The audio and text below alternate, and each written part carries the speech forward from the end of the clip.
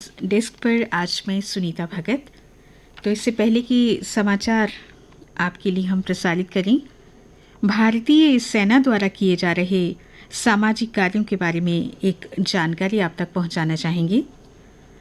कल 21 जून को पुंछ जिले के नाटू ऑडिटोरियम में 18 साल से लेकर 44 साल तक के लोगों के लिए कोविड टीकाकरण का दूसरा दिन था।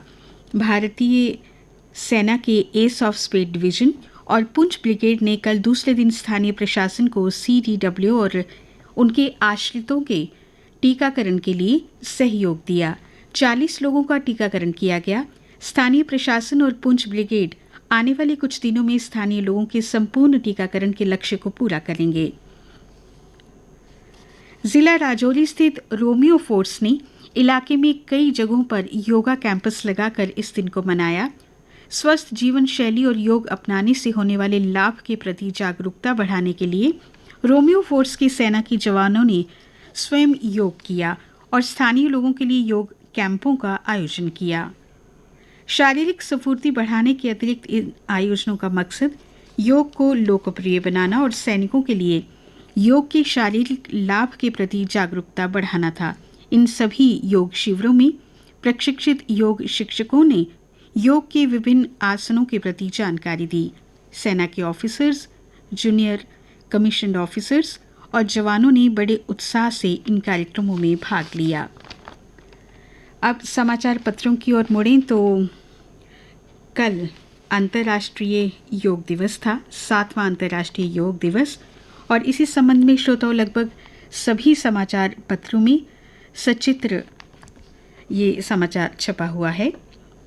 7वीं अंतर्राष्ट्रीय योग दिवस पर दुनिया भर में लाखों लोगों ने सामूहिक रूप से योग करके नई स्फूर्ति का अनुभव किया। नई दिल्ली से लंदन, पेरिस से न्यूयॉर्क, वाशिंगटन से टोक्यो तक जगह जगह लोगों ने जमा होकर भारत में हजारों सालों से अपनाए गए योग आसनों का अभ्यास करके शारीरिक और मानसिक स्वास्थ्य के लिए अपनी प्रतिबद्धता का परिचय दिया। और इस मौके पर प्रधानमंत्री नरेंद्र मोदी ने कोरोना काल के इस दौर में योग को आशा की किरण और शक्ति का स्रोत बताया। अमरनाथ यात्रा हुई रद्द, घर बैठे कर सकेंगे बाबा बर्फानी के दर्शन, लाइव होगी आरती। कोरोना संक्रमण के खतरे के मद्देनजर श्राइन बोर्ड ने लिया है ये फैसला। पवित्र गुफा में 28 को होगा पारंपरिक पूजन। सुबह 6 और शाम 5 बजे आरती का सीधा प्रसारण किया जाएगा। 22 अगस्त को पवित्र गुफा में पहुंचेगी छड़ी। पिट्ठू पालकी और घोड़े वालों समेत 25,000 लोग हुए मायूस। और उपराज्यपाल मनोज सिन्हा ने कहा है कि लोगों की जिंदगियों को बचाना जरूरी है। जनहित में इस साल श्री अमरनाथ यात्रा न करने का निर्णय लिया गया है।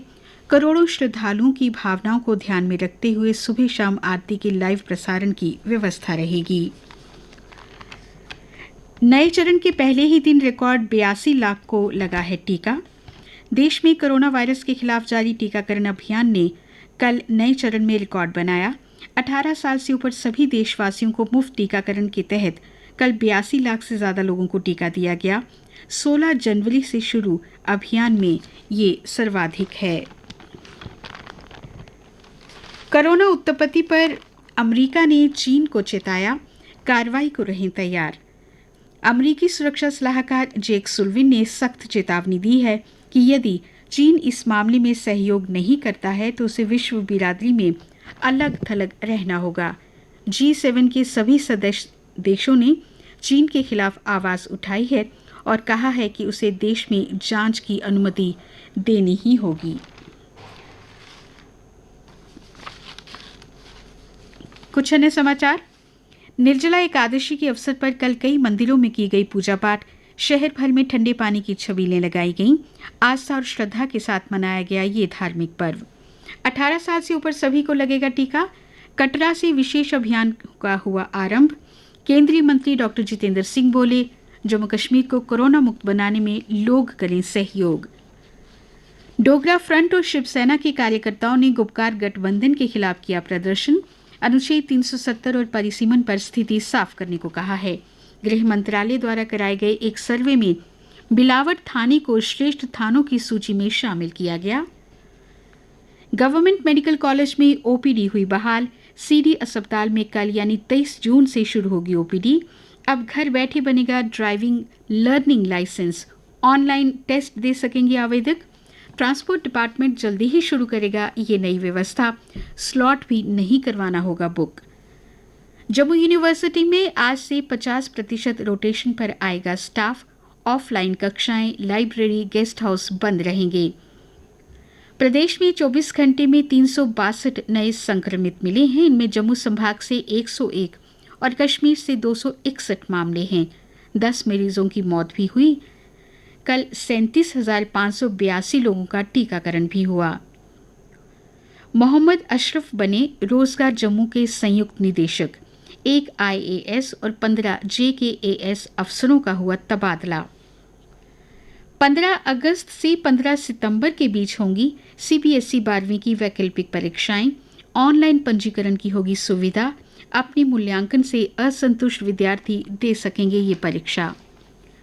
Balwant Thakur Indira Gandhi centre for Indian culture Mauritius के डायरेक्टर नियुक्त किए गए। प्रदेश में अधिकारियों को लगी कैट की फटकार। मुख्य सचिव को 3 महीने के भीतर सभी कर्मचारियों के लिए एक मानदंड बनाने का निर्देश दिया गया है। चयनित उम्मीदवारों के चरित्र की जांच का कार्य अब CID को हर हाल में पूरा करना होगा। प्रदेश सरकार ने दिए हैं निर्देश। सोपोर में कल सुरक्षा बलों ने 3 आतंकी ढेर किए। किश्तवाड़ में धूमधाम से मनाया गया उर्स। दुर्गानगर और शिवनगर में कल सुबह 6 बजे से 10 बजे तक बिजली रहेगी बंद। और शेरोखानिया मनहास बिरादरी की मेल भी होगी कल। खेल समाचार। शॉटपुटर तेजिंदर सिंह तूर ने नए एशियन और राष्ट्रीय रिकॉर्ड के साथ टोक्यो ओलंपिक का टिकट हासिल कर लिया है। तूर ने भारतीय ग्रां प्री 4 में 21.49 मीटर के साथ राष्ट्रीय और एशियाई रिकॉर्ड तोड़ा। विश्व टेस्ट चैंपियनशिप के फाइनल में चौथे दिन का खेल वर्षा के कारण बिना एक भी गेंद फेंके धुल गया। मैच ड्रॉ होने पर दोनों टीमें संयुक्त विजेता होंगी। अब तक केवल 141.1 ओवर का खेल ही हुआ है। दक्षिण अफ्रीका की टीम ने दूसरे टेस्ट में वेस्टइंडीज को 158 रन से हराकर 2 मैचों की सीरीज 2-0 से जीत ली है। मौसम की बात करें श्रोताओं तो कश्मीर के अधिकांश इलाकों में दोपहर बाद कल बारिश हुई। श्रीनगर में देर रात तक बारिश का सिलसिला जारी था। इससे तापमान एक बार फिर सामान्य से नीचे आ गया है। मौसम विभाग ने आज भी वादी के कई इलाकों में बारिश की संभावना जताई। वहीं जम्मू संभाग में 25 जून के बाद मौसम करवट ले सकता है। उसके बाद ही प्री मानसून की बारिश होने का अनुमान है। तापमान जम्मू शहर में कल का अधिकतम रहा 35.6 डिग्री सेल्सियस। न्यूनतम था 24.9 डिग्री सेल्सियस। सूर्यास्त आज होगा 7:42 पर और सूर्योदय कल 5:26 पर होगा।